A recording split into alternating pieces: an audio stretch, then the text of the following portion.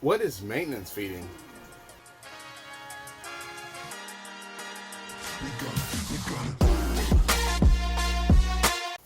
What's up, YouTube? So, intro gave it away, title's giving it away. We're going to be talking about maintenance feeding. And maintenance feeding is something that most people aren't even aware of. It's something that if you're just someone buying an animal, if you're just someone in the background, it's not an actual breeder, you probably don't know that this happens. So I'm sure you've looked and you've purchased an animal and somebody told you it's 3, 4, 5, 6, 7, 8 months old, and you're wondering, well, it looks a little small for its age, but maybe it'll just grow, maybe it hasn't hit its growth spurt. Now, that statement is true for some animals, but not all animals. So I'll tell you this way. I have some bearded dragons. Same clutch. They all eat the same. Some of them are 80 grams. Some of them are 40 grams. So the 40 gram one is just not eating as much. It could be. Or it could be that it just doesn't have the same metabolism. It doesn't have the same growth spurt as the other one that's 80 grams. So maybe both of them are going to get to the same end stage at the same time. Maybe not. But eventually they're all going to be adult-sized bearded dragons, and it's just the way things go. Maintenance feeding, on the other hand, is feeding them the bare minimum for them to sustain the size that they are and possibly gain a little bit of weight over time. That's maintenance feeding. And it sounds terrible, and it is. But in this video, we're going to talk about when you should and when you shouldn't do maintenance feeding, and why or why not you should do maintenance feeding. So let's get into it. But before that, don't forget to smash that like button for the YouTube algorithm. And also, if you haven't joined my membership on Patreon or YouTube, just know there's some videos on there that I've already done. Snake rack is coming up, so we're gonna be making a PVC snake rack. I've already made a PVC bearded dragon or snake enclosure, however you want to call it. It's for both. You could just make it the way you want to make it, and then I've already made a rat rack build, so if you plan on breeding your own rodents, that's another thing that I've done on there. So if you have not already checked it out, I suggest you do, because for $5 you can save yourself hundreds, and that's pretty good in my opinion. So let's get into what maintenance feeding is. Alright, so what's maintenance feeding? I've already kind of touched on it. Maintenance feeding is feeding them the bare minimum for them to sustain the weight that they are and also possibly gain a little bit of weight. When should you do maintenance feeding? If you are a pet owner and you are at the stage where your animal is full grown, so if you have a male ball python that's usually about 1,500 grams or so, 1,000 to 1,500 grams, that male is considered full grown, and you probably shouldn't feed it every week large meals, because it's not doing anything but making it fat. So when your animal is full grown, you have to maintain that weight. You don't want them to gain weight, because that's going to be gaining fat, and you don't want a fat reptile. The last thing you want is an animal that's going to have some kind of liver or kidney disease or something like that, because you're overfeeding it. Now, I know you're probably like, well, I was feeding it once a week when I first got it, and it's been 2 years now. Yeah, it's not like a human. Humans, we have to eat to maintain, we have to eat to have the same amount of calories and all that. Reptiles, believe it or not, they don't do very much. A ball python stays in one spot most of the time, unless you get it out. Unless you have an active ball python, it stays in the same spot most of the time. My males, I usually, once they get to about 1,100 grams or so, I feed them every 2 weeks or every 3 weeks. And I know that sounds terrible, but really, you think about it, they're not doing much. They're not really growing at this point. And I have some that still, after that 1,100, they still get bigger. It just takes them a lot longer to get to that size. And if you think about it, ball pythons live for a very long time. So the fact that you're allowing them to slowly get to that final weight, it's a lot better for their health. And also, with bearded dragons, same thing.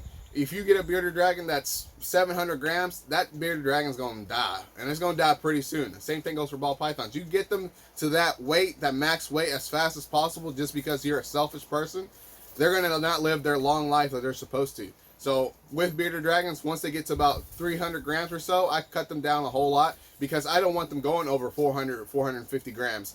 If they reach 500 grams, they better be a 23, 24 inch dragon, and it better not be a dragon that's 18 inches long, because that's brutal. That's like fat. That's 100% just fat.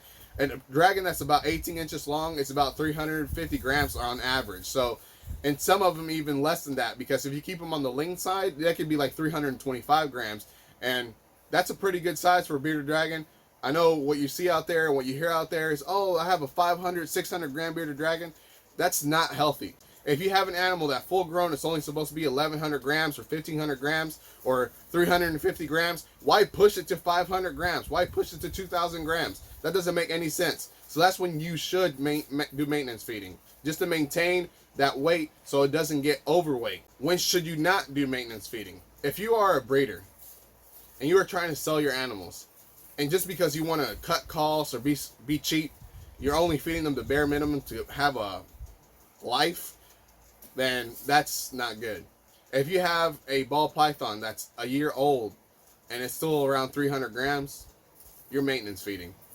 If I say this because I have a ball python that's about 5 months old and she's already almost 400 grams. So I hatched her out. She was probably, I think, 70, 80 grams when she hatched out. Now she's 400 grams in 5 months. That's how it's supposed to be. You don't want a freaking snake or a bearded dragon that's underweight or whatever. I mean, that's ridiculous. So that's what maintenance feeding is. That's when you should not do maintenance feeding. Now, like I said earlier, not all animals grow the same pace. Some animals grow slower. I have 2 sisters. They hatch the same day. They eat the same time. They hatch about the same weight. Maybe one of them gets bigger meals. I don't really weigh my rats whenever I feed them, but I know I just eyeball them and say, oh, these are about the same, and I throw them in there. One of them is about 40 grams more than the other one. So one of them's like 250 grams. The other one's like almost 300 grams. So that's just how it goes sometimes. But don't do the maintenance feeding if you are planning on selling your animals, because even though it saves you money and you're being cheap, it's not good for the animal. And when the person gets that animal that you sold them, they're going to wonder why you have a 5-month-old ball python that's still only 120 grams. That's a little sketchy. That's a little bad. Same thing goes with the bearded dragons. If you have a bearded dragon that's 8 months old and it's only 75 grams, that's a little weird, because I have some that are probably 4 months old that are 75 grams. Now, I'm not going to lie. I'll have some that are about the same age and they're only 40 grams. Like I said, they all just grow differently. But for them to be 8 months old and only 75, 70 grams, that's a little low. Usually at 8 months, they're already pushing 100, if not 150. So that's just how that goes sometimes. Just know that that's when you should not do maintenance feeding. And if you buy an animal and you are wondering why it's so small for its age, that's probably the answer: maintenance feeding. Maintenance feeding is exactly what it sounds like. It's maintaining. So if you're planning on maintaining that weight of that animal just because you think it's already at a healthy weight and at a healthy size, then you do that. I hate to say this because there's a lot of people that do this, and I don't want to pick on anybody, but you should not be doing the maintenance feeding at all, in my opinion, on a baby animal. If it's growing and if it's supposed to be growing rapidly because it's a baby animal, don't do the maintenance feeding. That's just so messed up and so unethical that you should probably stop breeding animals. Like, that's so effed up. I'm not gonna lie. So I'm gonna show you some animals that I have that I do maintenance feeding on, and that's just to maintain their size, because I don't want them to get any bigger, because I don't prefer smaller animals. I prefer them to stay lean. And lean to me is they're the length they're supposed to be. They're just not overweight. So that's lean. That's what I call lean. I know people are going to look at a bearded dragon and be like, oh, that's a little skinny bearded dragon. That's not a skinny bearded dragon. That's how I like my bearded dragons. Now, my female animals that are actually breeding. So I have some females that I don't breed every year. And on those years that I'm not breeding them, I feed them like if they were a male. I only feed them every so often because they're supposed to be maintaining weight. I don't want my bearded dragons, just because they're not breeding, to be up to 600 grams. I don't want my female ball pythons, just because they're not breeding, to go from 1,500 grams to 3,000 grams in one single season. That's a little...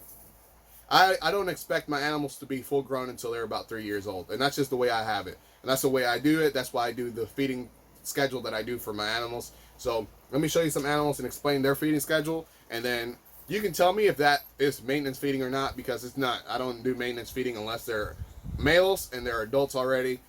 So let's get into it. So this ball python here, she is a pied het lavender. You probably just saw her egg cutting video, or her baby's egg cutting videos. She is not maintenance fed. She is, I would say, about 2, 3 years old. And when I got her, she was already small for her age. And that was because she probably was maintenance fed. I say probably because I don't know what their schedule was. I don't know how much they fed, what size they fed, or anything like that. I just say probably. Now, the thing about her is that because she was smaller for her age, I had to not power feed, but I had to feed her more consistently and a little bit bigger meals just to get her up to the weight for her age. Now, that's not power feeding. That is feeding the right amount to get them to where they're supposed to be.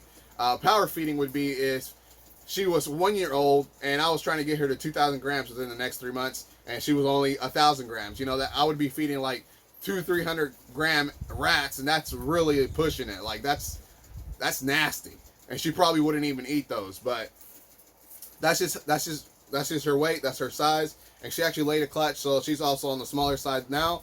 She dropped about 300 grams or so whenever she laid her eggs. So she was up to probably 1,500, and then she dropped down to about 1,200 grams, and now she's probably pushing another 1,300 grams or so now that she's back on food and eating regularly. So I feed them small rats every 2 weeks after they have.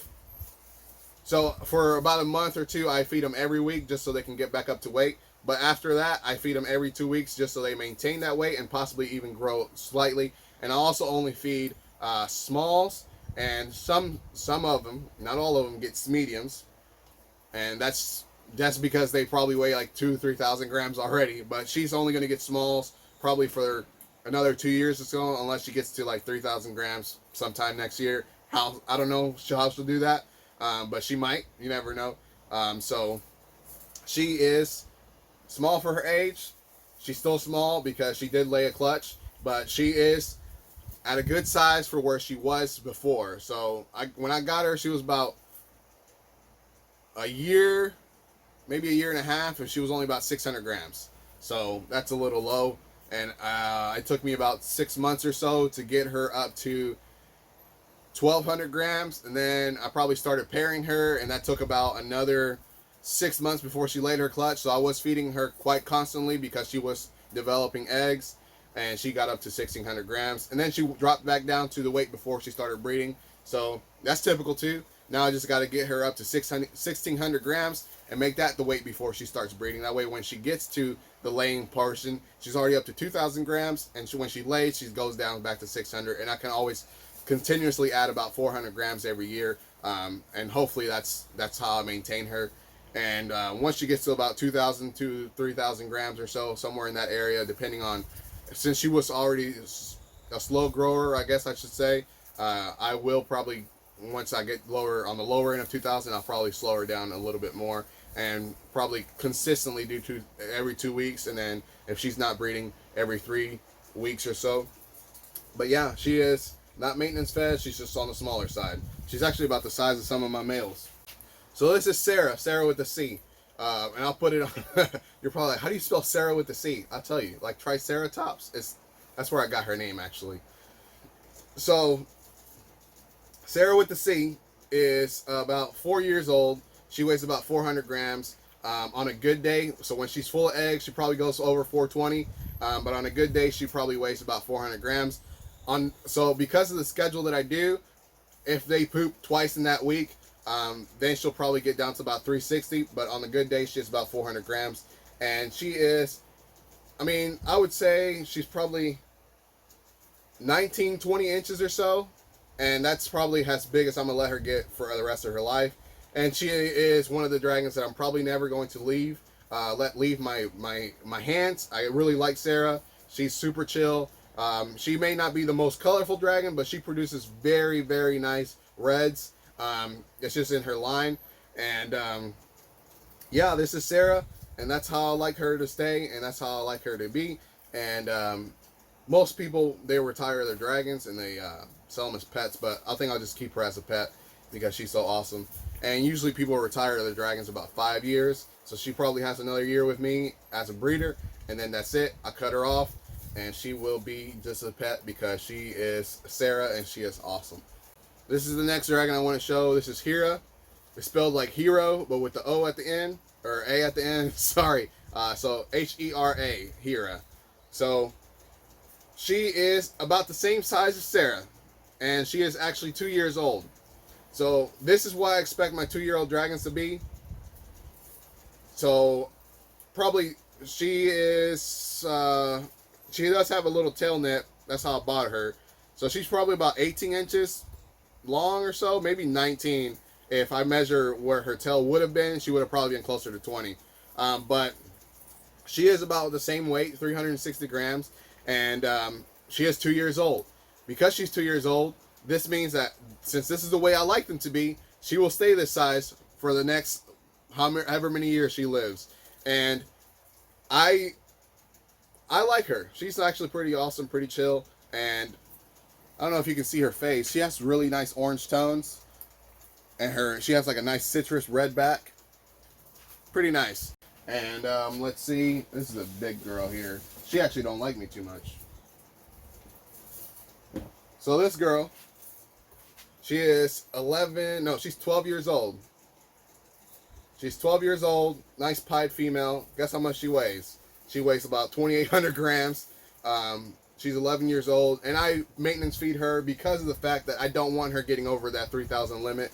If she does get to the 3,000 limit, it's going to be on her own accord, but I only feed her every 3 weeks, and I feed her a medium because obviously she could probably take mediums all day long, but I feed her a medium just so it's a decent meal, and it's also not too big. I don't want her to have to, because normally it takes about 2 weeks for them to digest her food, so I usually let her digest her food, and then I wait another week, and then I feed her again.